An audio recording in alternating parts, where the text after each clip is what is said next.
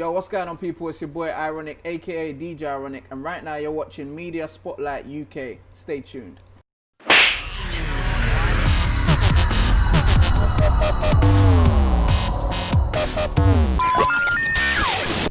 Ladies and gentlemen, we are back again for Media Spotlight UK, and we are in the heart of Camden, and right now it's kind of ironic that this person's top singles, an album, and the first UK rapper to perform for the Queen.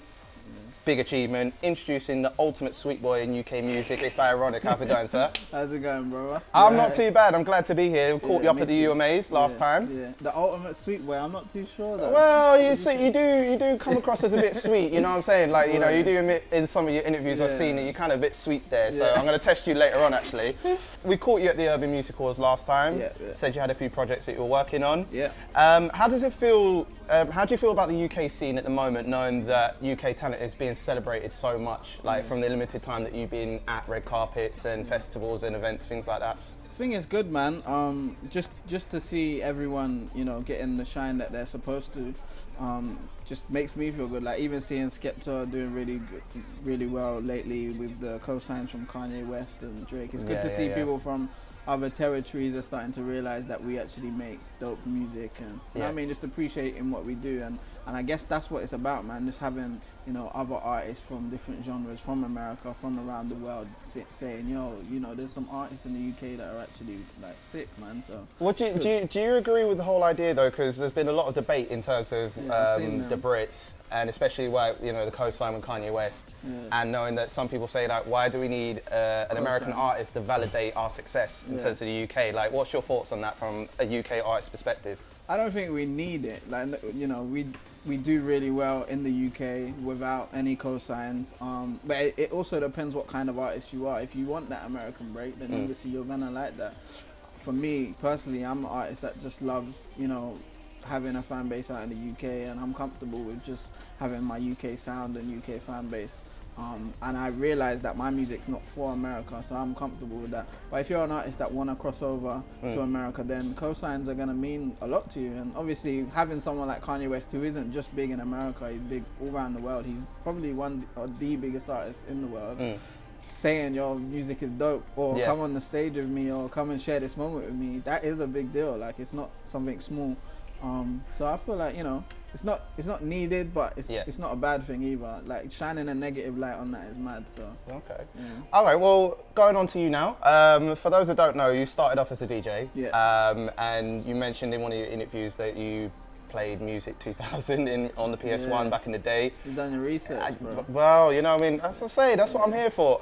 So do you remember that? Yeah. Listen, I played Music 2000, but one of my guilty pleasures in secret scene was Spice World. Wow. Yeah, I was bad. You know, when you go to Blockbusters and it was like, I don't know how much it costs, like for a couple of days to rent it out, and then you take it back and stuff, like old school vintage. Bro, you shouldn't be admitting that. Bruh.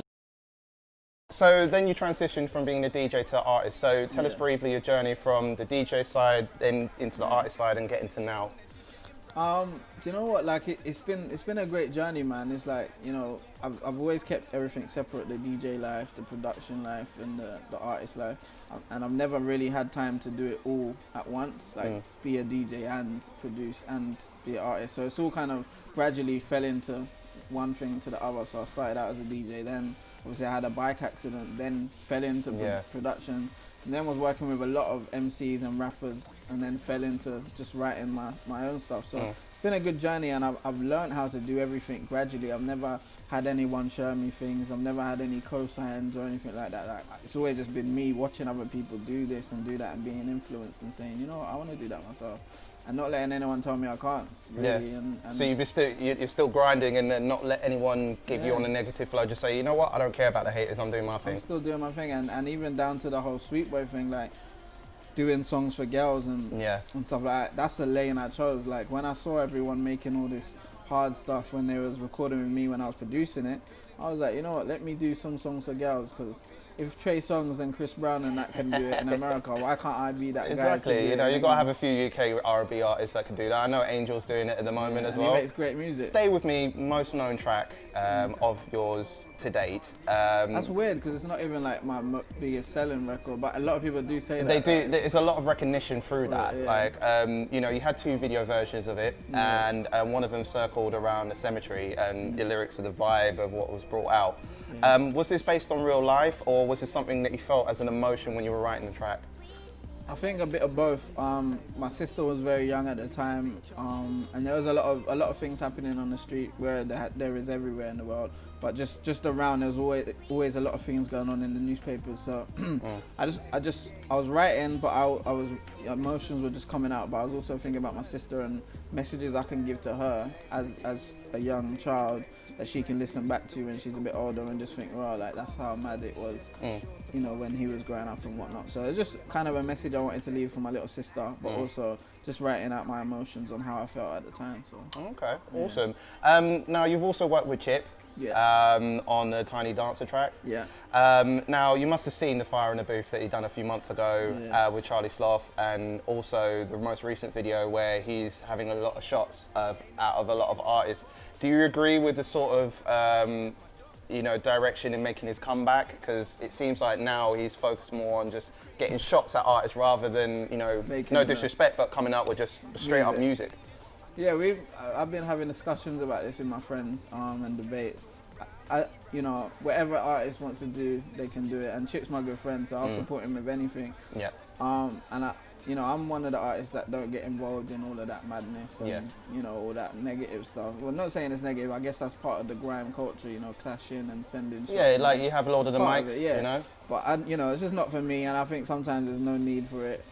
Chip is a great artist. He can make sick songs. He can make sick records. He's a great lyricist. So, you know, I don't see why he can't just go in the studio and write it. But you know what, saying that, I like the freestyle he did the other day. Hearing him on that, I just felt like, yo, that's how I like to hear Chip. Just with the fire, the hungriness. Chaos We Know, new single. Got to talk about that. The video was out in the beginning of March. EDM written all over it. Do you reckon EDM or drum and bass or dubsteppy? I'd say more so on the drum and bass tip. I reckon as the modern, like you got your old school drum and bass, but you got your modern jungle drum and bass sort of feel to it. What made you go into that direction, knowing that you were originally going from R&B, you know, as we mentioned, Sweet Boy sort of tracks, to now EDM, where it's energetic tracks, where it seems to be the most popular genre right now? My old record label, my first record label, were always trying to make me make up-tempo records, dance records, because it's always been popular, you know? And we've seen Tiny do it, you know, we've seen him make the Miami to Ibiza records and things like that. My record label were always trying to make me do those kind of records, or records with David Guetta and things like that, which I've never really been into, because I don't really listen to that music, you know, and I can't feel it. I need to make something that I feel at least. And so, you know, after I got on my record deal, I kind of sat back and made different types of music and just experimented, and just thought to myself, you know, I've grew up on jungle music and garage music from my parents. That's what I've been into. Like, okay, so the influence is from originally from them, and you know, I thought the only way I can come out and have a big record for the clubs and people can dance to is by having that kind of influence in it, without going too commercial and too. That's what I was going to ask, because a lot of people tend to go through that route and then never almost turn back from it, because it's like, you know, it's making them money, it's making them popular overnight with the genre. So, you know, I was going to say, would EDM be your entire route from here on in, or are you still going to be varied as an artist to go in different directions? No, if you hear the EP, it's definitely got a balance with, you know, my original style music, and still that Sweet Boy style music mixed in with an influence of the drum and bass. That's the only way it's really got into the music. It's just the influence, and also again, like I said earlier, just, you know, DJing all around the world in Ibiza and places like that. I've never really had my own record that I could actually spin and people can go crazy to.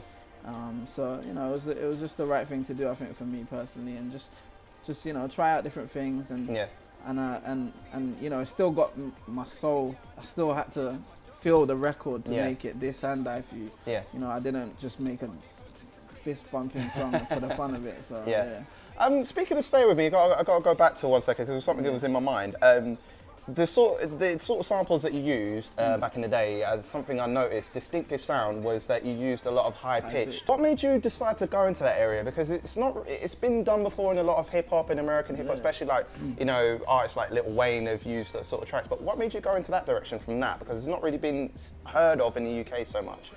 Yeah, it wasn't really intentionally, like it was the producers I was working with sampling the records, and I think just because of the style of MCing I was doing, it was a bit more faster to like normal R&B or hip hop, so they had to speed up the sample to make it match the tempo of the record. So it wasn't really intentional or anything. So quick game just to wrap things up. Yeah. Now, as I said earlier, you're the ultimate sweet boy, as commented, as debated. Shout out to all the ladies, I see you.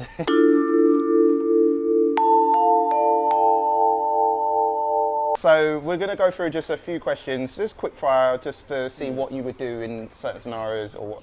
We'll see how it goes. So you're on a date with Fit Girl, everything's going so nicely. Only thing is, she'll keep talking about her ex, and it puts you off. But you want to continue the date because you think she's so much potential about her. What would you do to sweet her up to make sure that she would never have to talk about her ex again? First of all, that's dead. Her talking about her ex.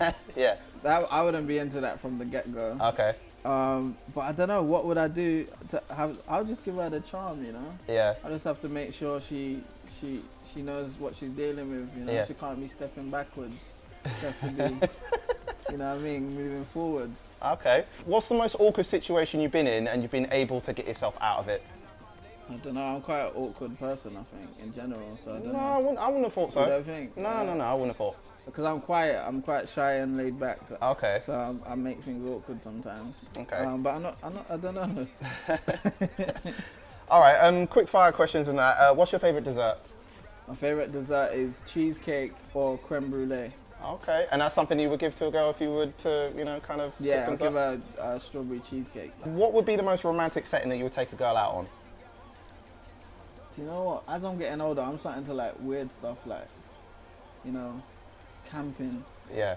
And things like that, with lights out, laid out, and you know what I mean. As long as it's not cold. Yeah, in the summertime, you know what I mean. Yeah. You know, with a nice tent as well. Yeah. You know? If it was cold, I'd get my ass home. I'm not even going anywhere. So, what music would you listen to when you say you're handling your business? You know what I mean? Like slow jams or? Yeah. Do you know a lot of The Weekend? Okay. A lot of Party Next Interesting. Door. Yeah, a lot of that kind of vibe. Sometimes, you know, bring it back to the old school, but recently it's been a nice little vibe of The Weekend. Okay. And final one is, what is your ultimate chat-up line? Have you got one to say like, nah? I don't use chat-up line. It's just an overall aura. It's just like, yeah, I'm just hearing it. Yeah. It's standard. I'm here. The girls are already like clinched on. I don't even have to say anything. It's all done. See, that's what makes me think I'm not really the ultimate sweet boy, because I don't have that typical, what you saying, but like I'm not that guy, you know? I'm just normal. I'm chilled. I'm like, you're right. What's your name? So, all right.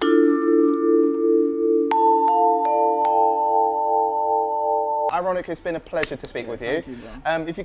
If you could tell our audience where they can catch you on Twitter, Facebook, Instagram, all the works, man. Make sure you check me out on twitter.com/DJIronik, facebook.com/DJIronik, Instagram is IronicDJ. The single's out 29th of March, Chaos We Know. The EP, Ticking Off Boyhood Dreams, is coming very soon. Make sure you look out for it, yeah?